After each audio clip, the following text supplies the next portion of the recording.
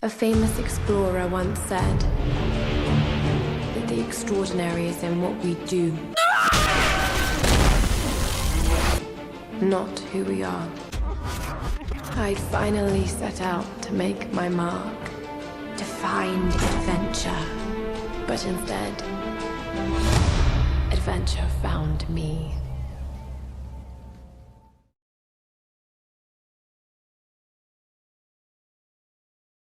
What is character development? Well, firstly, we need to understand that there are two types of stories.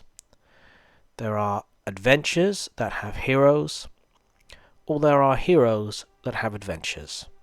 I think that the previous incarnations of Tomb Raider were adventures with a heroine, whereas the Survivor Trilogy is much more heroine-centric. From this, the aim of the Survivor Trilogy was to see how Jane Average could be built into the unstoppable goddess.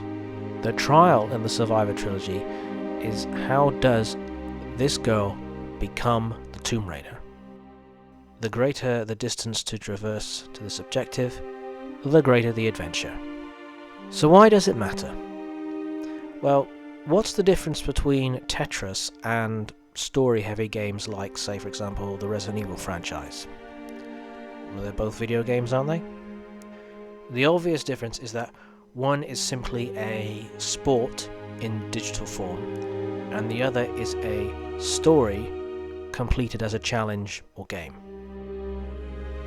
The Survivor Trilogy is of the latter of these two, and it lives and dies by the quality of its story. In this way, I feel, and others have mentioned this, is that video games are in a sense the modern version of literature, and not simply a sport turned into a computerized format.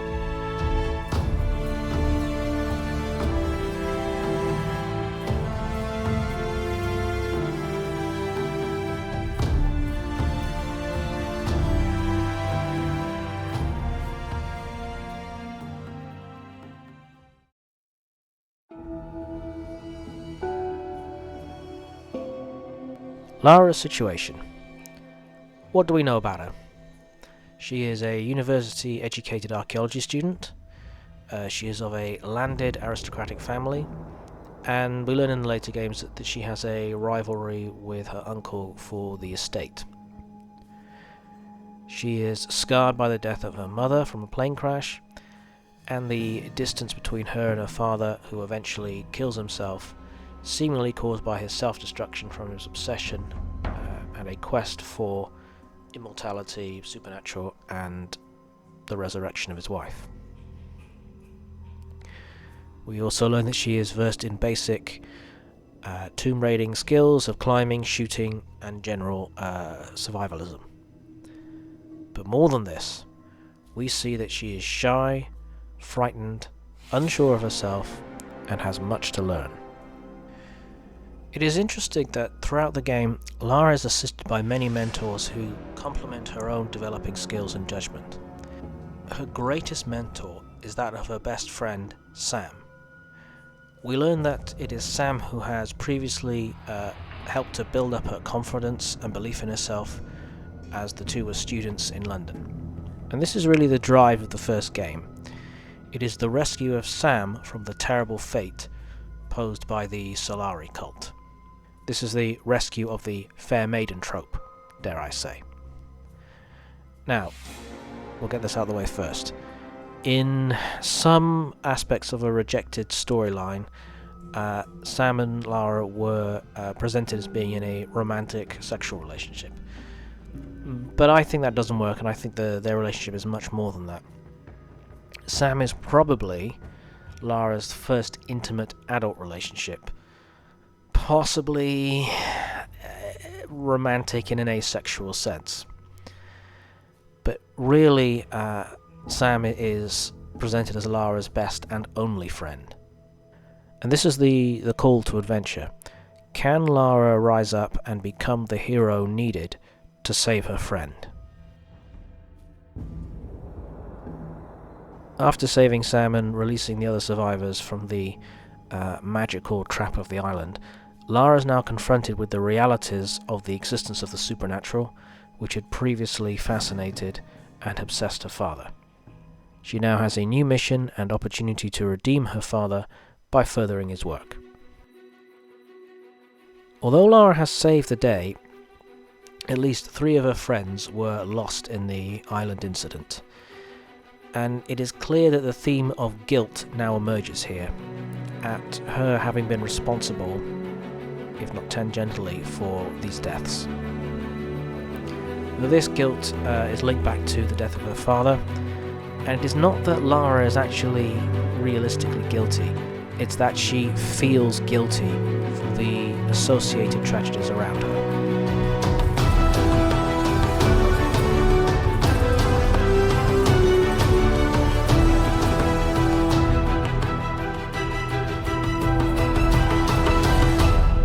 In Rise of the Tomb Raider, Lara and Jonah, now the team, are on a new quest to follow up on the research of her father to find the lost city of Kitesh.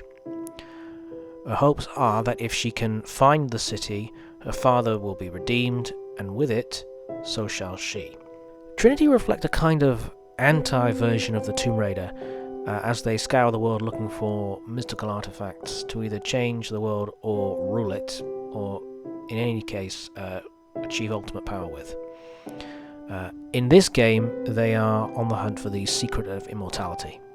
Unlike in the first game, where Lara was trying to survive and escape and save her friends, Lara is not only seeking the lost city, but trying to save the last remnant of a Byzantine splinter civilization from the murderous pillaging of Trinity. We find out that her father did not commit suicide, but was actually murdered by this organization. And this is very important.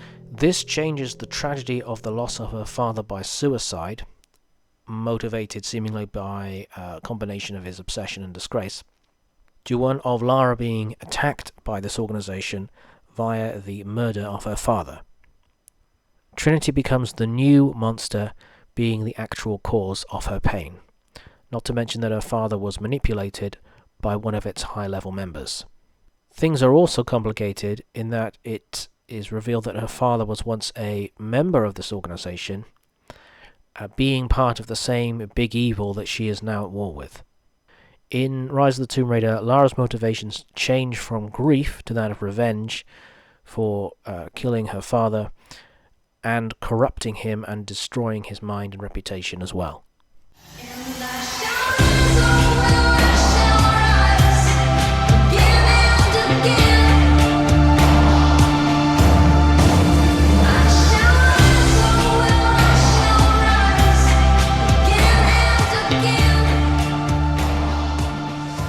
In Shadow of the Tomb Raider, the flashback to Lara as a child shows us the very moment when she found her father dead.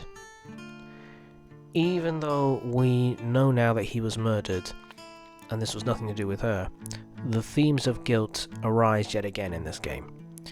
In that Lara blames herself for causing the unforeseen consequences of retrieving the dagger, and even Jonah calls her out as being selfish and almost narcissistic in the scene where she is blaming herself.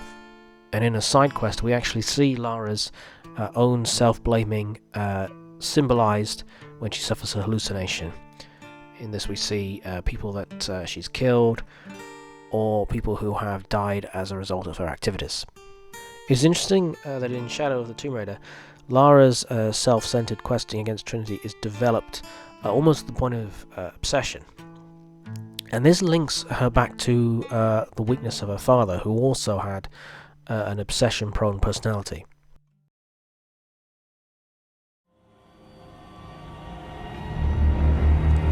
It is also clear that Lara does not have a good way of dealing with loss, as when she is taunted by Rock that Jonah is dead, she flies into a cold, murderous rage, slaughtering everyone in the way.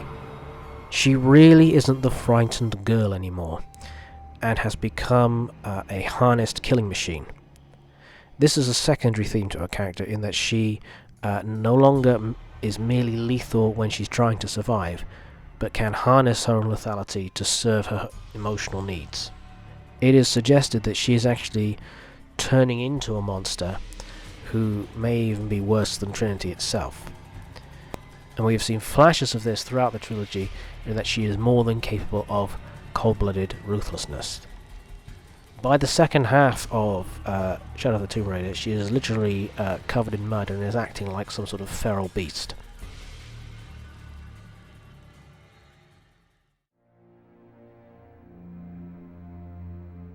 At the final battle of the final game of the Survivor trilogy, Lara is given godlike powers and tempted with the ability to restore her lost family life.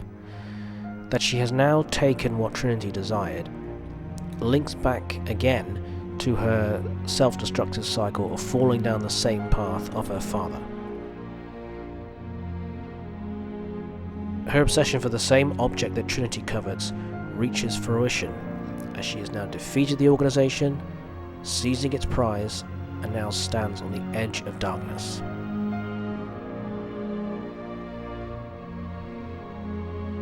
Now that she has absolute power, she realizes that it is not the resolution that she needs. Creating an illusion of an idealized past does not change the reality of her trauma.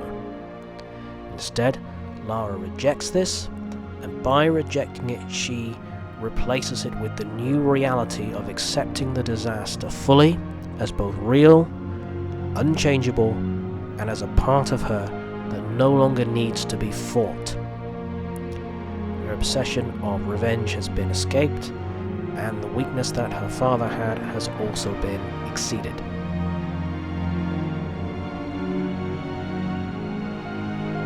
Lara's coping project of covering up her feelings by the weight of her action is rejected. Greatness is not what she does. Greatness is now who she is.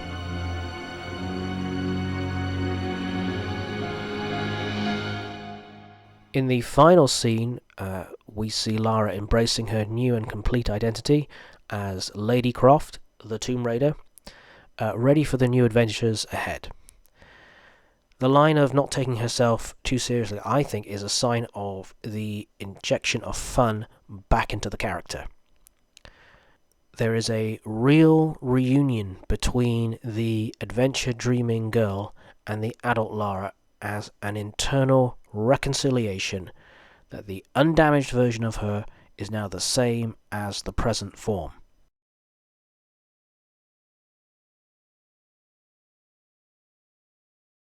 Thanks for watching. If you enjoyed this video, please like and subscribe. It's a small thing, but it really helps us out. Also, if you'd like to help us in a one-off and easy way, you can buy us a coffee at the link below. Thank you.